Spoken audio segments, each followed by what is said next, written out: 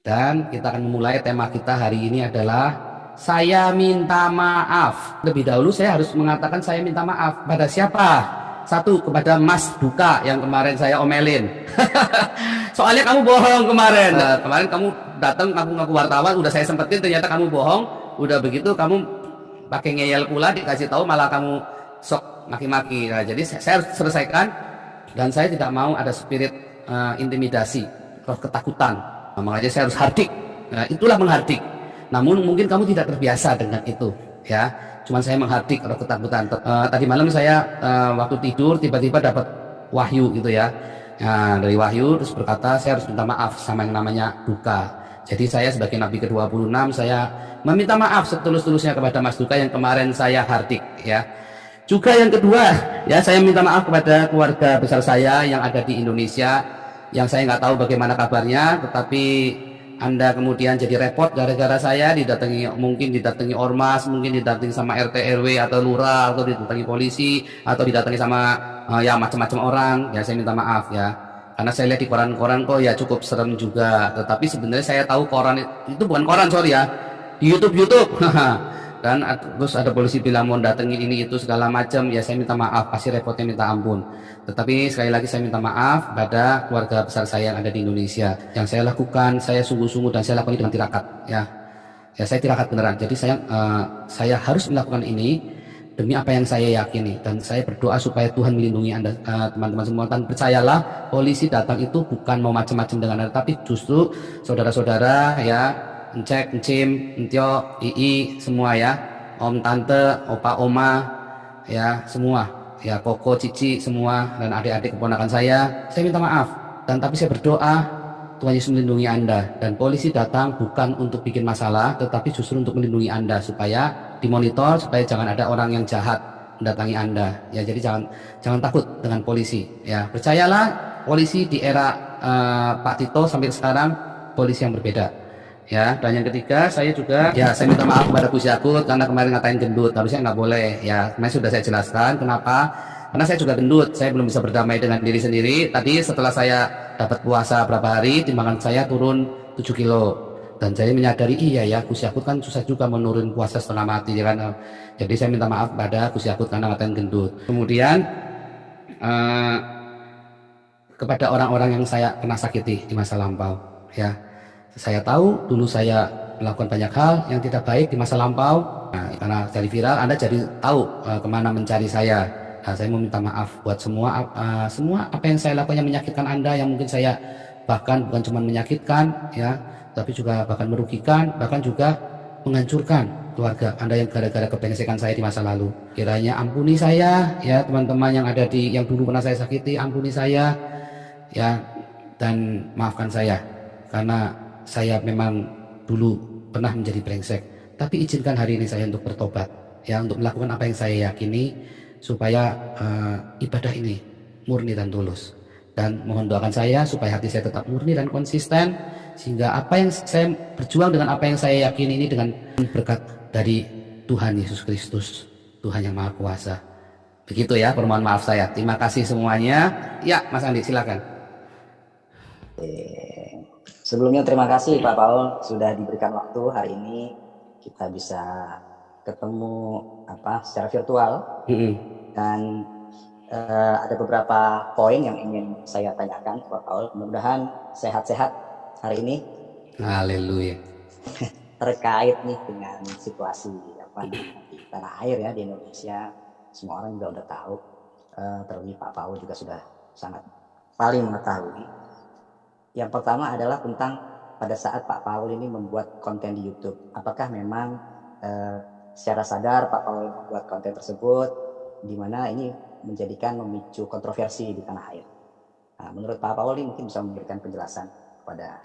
Oh iya, konten-konten di YouTube itu kan ada 500 video, ya. Saya sebenarnya aktif bukan cuma sengaja membuat konten di YouTube, tapi juga di Facebook. Saya sengaja membuatnya. Gitu. Jadi memang saya dengan sengaja dengan suatu tujuan tentunya, yaitu tujuannya adalah untuk mendidik tentang beragama, bagaimana membedakan beragama dengan bertuhan. Itu tema dari semua YouTube saya. Tetapi dasar dari YouTube dan konten-konten Facebook dan YouTube saya adalah apologetik. Nah, kemudian tema itu menjadi bagaimana beragama dan bertuhan. Nah, kemudian saya arahkan lagi, ya kan, saya pertajam lagi menjadi sebuah kritik sosial, kritik historis, kritik budaya, kritik sosial, kritik agama, gitu. Jadi memang disengaja.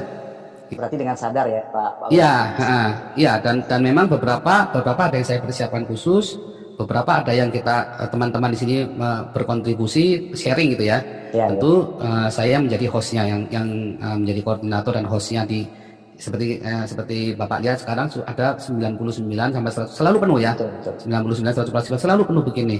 Dan viewernya saya nggak tahu sekarang sudah berapa. Teman-teman jangan lupa di like, awas kalau nggak di like saya jadikan Anda DPO Interpol. Oke, kemudian Pak Paul, ini kan di tanah air ini sedang ramai dari beberapa saat yang lalu, dan juga memang sekarang Pak Paul jadi DPO ya. Iya. Kira-kira apa sih sekarang yang Pak Paul rasakan dengan status Pak Paul sebagai DPO? Ya, yang dirasakan biasa-biasa saja. Kemarin juga ditanya, Mas, ini kita ya Mas, jangan serius ya Mas. Saya kalau serius tertekan saya Mas. Serius. Kalau serius saya tertekan takut tuh kayak diinterogasi. Jadi saya tak bikin agak relax gitu. Nanti bukan saya menghina panjenengan, tapi maksud saya supaya relax jadi teman-teman bisa ini. Ya, memang rasanya biasa-biasa aja karena kan memang memang kita dengan sengaja membuatnya dan kita rapikan beberapa dan seperti Mas tahu saya kan juga pernah kuliah marketing, tinggal tesis, hampir tesis selesai, ya kan, itu sudah viralkan juga kan, itu semua kan sudah nyelidikin semua masa lalu saya kan, sehingga memang itu kita rapikan, kita siapkan semua dengan sebuah tujuan tentunya. Yeah. Ngomong-ngomong nih Pak Paul, saat ini kalau saya boleh tanya, mungkin tapi pasti mungkin nggak akan dijawab juga sih, sisi apakah di Jerman atau lebih apa namanya, lebih detailnya lagi di kota di mana di background saya itu Pak Paul. Gini Pak Paul, Pak Paul ke Jerman itu tahun 2018 kan ya, kalau saya melihat informasi membaca. Kemudian ada yang mengatakan Pak Paul itu datang ke Jerman sebagai apa sih, Ausbildung ya, vokasi. Mungkin bisa kita saling cerita lah. Sebetulnya itu nggak boleh cerita karena gini, kemarin tuh si siapa ya, Denny Siregar, itu bodoh sekali Denny Siregar. Oh, Paul mau cari suaka, itu salah ya, hati-hati kamu ngomong-ngomong begitu Denny Siregar, karena itu begini loh, ini bukan ancaman, maksudnya hati-hati, benar-benar hati-hati. Kalau ada ulang-ulang itu terus, nanti akan terpikir dalam orang-orang Indonesia ya, oh kalau gitu gua tak bikin ribut lalu caw ke Eropa. Hati-hati loh. Itu jangan sampai di framing kayak gitu, nanti orang-orang akan ikut. Karena sudah ada yang WhatsApp ke saya, Pak, tolong kasih tahu Pak ininya Pak, tipsnya. Loh, saya kaget, kamu tahu dari mana? Iya, itu dikasih Denny Siregar itu kan. Nah, terus saya baru tahu tuh kalau Denny Siregar itu membahas saya, tapi saya ajak ketemu nggak mau, katanya alasannya banyak ya, intinya dia takut sama saya karena saya nabi kan. Beliau kan bukan nabi. Nah, terus apa namanya, Kompas TV siapa itu, Pak Iman ya, waktu ngomong sama Pak Ibro Suseno, Aiman ya, Aiman. Oh itu modus itu, oh hati-hati, itu nanti akan ditiru beneran. Nanti bikin ulah di Indonesia, terus lalu kamu kesini gara-gara kalian yang ngajarin. Nah itu tuh hati-hati ngucapkan itu, makanya saya nggak membahas itu Pak dari kemarin Pak. Oh iya, nanti kalau diruwetin nanti gara-gara saya lagi. Padahal yang ngajarin siapa? Denny Siregar sama Pak Aiman. Lo hati-hati ngajarin begitu ke orang. Nah, jadi jangan tanya saya. Nanti kalau saya cerita, satu nanti di sini ada orang yang merasa privasinya diganggu. Kedua, juga saya melanggar kode etik teman-teman saya yang profesional ini. Yang ketiga, nanti akan terjadi wabah itu supaya bisa dapat perlindungan. Oh hati-hati. Jadi jangan di stop pembicaraan ke situ Pak. Saya tidak mau. Pak, ini terkait dengan status kewarganegaraan Bapak, kan saya sempat konfirmasi dengan KBRI ya di Jerman, dan saya sempat juga memberitakan dari Jerman bahwa memang status kewarganegaraan Bapak ini sebetulnya masih WNI karena paspor Bapak itu paspor WNI Bapak masih berlaku, tapi memang belum ada pengembalian paspor dari pihak imigrasi Jerman, Ausländerbehörde, ya, dan juga belum ada konfirmasi surat dari pihak keimigrasian Jerman, sehingga memang ini belum bisa dipastikan juga bahwa Bapak kewarganegaraannya telah berpindah. Gitu. Sejauh ini Pak Paul mungkin bisa cerita ke saya Ya, Eropa itu mengizinkan double kewarganegaraan, jadi tidak harus mengembalikan paspor, Pak. Nah, tapi saya secara lisan kan saya sudah bilang bolak-balik, saya sudah melepaskan kewarganegaraan saya, begitu Pak. Hanya kan kalau saya ke sana-sana, saya lagi dicari ke sana-sana, nanti ditangkap kan wilayah hukum. Saya masuk mobil duta besar aja kan nggak boleh, Pak, langsung ditangkap saya, Pak. Kalau masuk mobil duta besar itu berarti wilayah hukum Indonesia, toh. Iya. Makanya saya nggak boleh ke sana pokoknya. Berarti Bapak masih berada di wilayah Eropa ya Pak, Uni Eropa Iya, ya Pak ya? iya. Pokoknya di Eropa membolehkan double kewarganegaraan. Jadi tidak harus Ya, selalu mengembalikan paspor itu. Kalau Indonesia kan nggak boleh. Jadi teorinya Indonesia ya. jangan terus diterapkan ke Eropa, nggak bisa dong. Oh, harus balikin Kalau di paspor Indonesia gitu. memang setahu kami, setahu saya ini ya, warga negara Indonesia masih boleh anak yang lahir di Jerman ini, di Jerman kalau kita bicara Jerman sampai dengan usia 18 tahun masih boleh nanti setelah Memilih. 23 tahun memilih.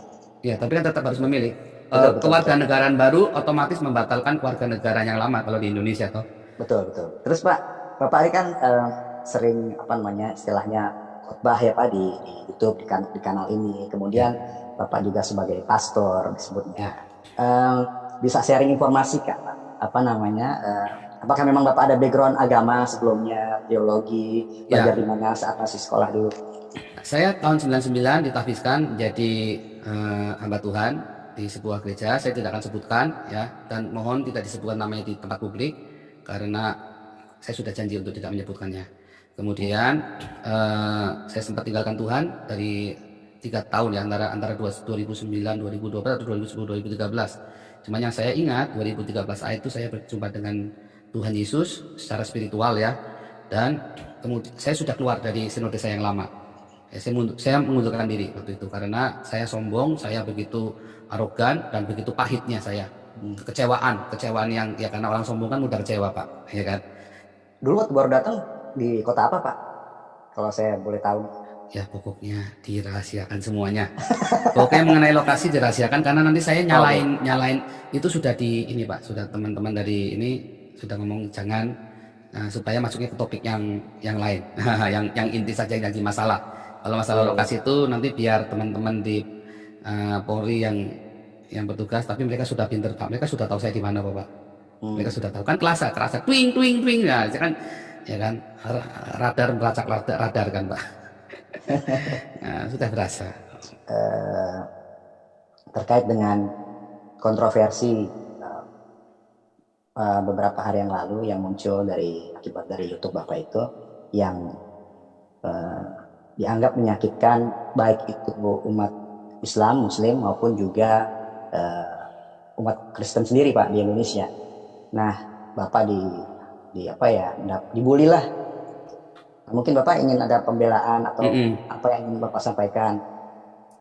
Satu, saya tidak merasa dibully sih Pak, karena saya sudah berdamai dengan diri sendiri, kecuali masalah gendut itu tadi. Saya memang stres Pak. Selama di Eropa, berat badan saya, kemarin saya sudah 6 pack, waktu di Indonesia sampai sini saya 1 pack lagi. Jadi saya cukup terganggu dengan kata gendut memang. Makanya tadi saya kemarin sempat ngucap saking ininya kan, wah ini orang kok, itu.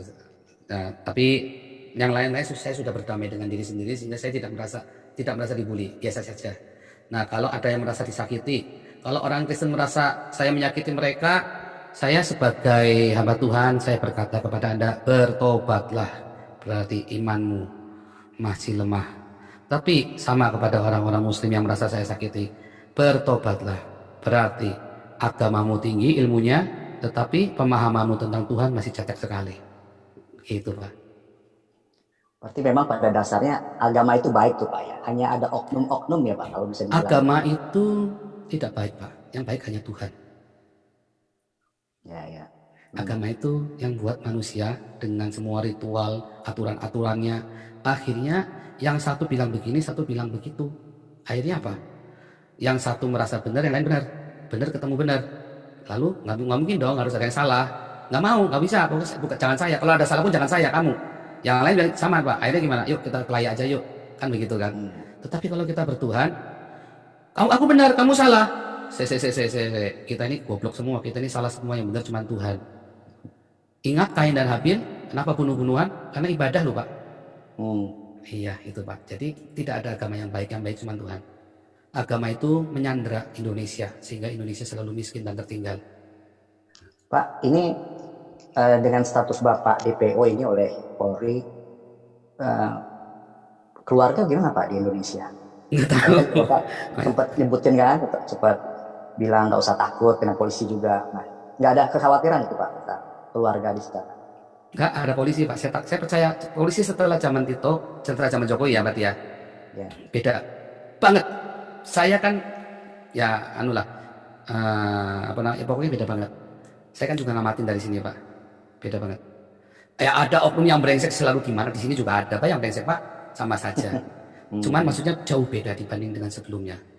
Jadi kalau ada polisi datang itu dulu kita takut, sekarang ya nggak terlalu takut. Cuman kan setelah kita tahu ada kasus ini, saya ngerti. Tadinya saya berpikir ini mau nyandra keluarga saya atau gimana, tapi tiba-tiba saya dapat wahyu, ting ting ting ting ting, wahyu gitu kan, ting ting ting ting ting.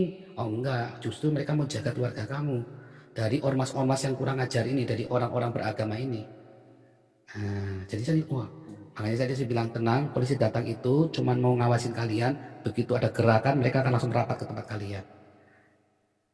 Gitu. Tapi memang nggak ada komunikasi ya Pak dengan keluarga sama sekali ya Pak? Wah, saya udah tahun berapa itu Pak nggak komunikasi dengan keluarga saya Pak. Apalagi Ada. aktivitas saya kan berbahaya Pak sejak 2016 terutama ya, mulai tensinya mulai naik kan. Nah, 2017 itu saya udah mulai putus kontak dengan banyak orang Pak. Udah saya satu-satu udah saya nggak kontakin lagi.